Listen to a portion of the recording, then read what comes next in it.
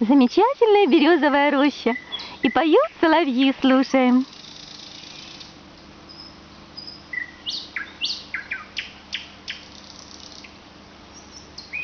А вот мы нашли первый подберезовик.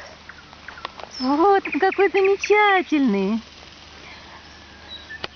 Вырос после майских гроз. Ровно 20 мая.